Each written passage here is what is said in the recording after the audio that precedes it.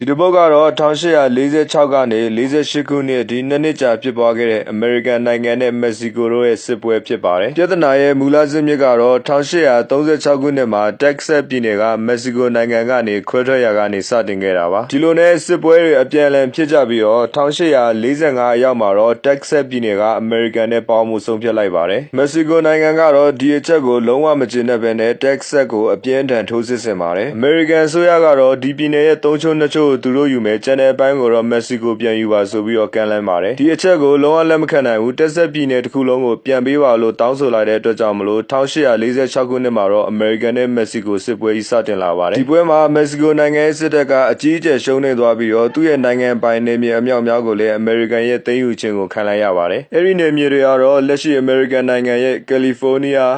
နာဗားဒါဥတာအရီဇိုနီးယားနဲ့နယူးမက္ကဆီကိုဆိုတဲ့နယ်မြေကြီးတွေဖြစ်ပါတယ်။နောက်ထပ်ကတော့ကော်လိုရာဒိုနဲ့ဝူမင်းနယ်မြေတွေရဲ့တစ်စိတ်တစ်ပိုင်းကိုလည်းအမေရိကန်ကိုပေးလိုက်ရပါတယ်။စစ်ပွဲမှာရှုံးနိမ့်သွားတဲ့အတွက်ကြောင့်မလို့မက္ကဆီကိုနိုင်ငံရဲ့နယ်မြေ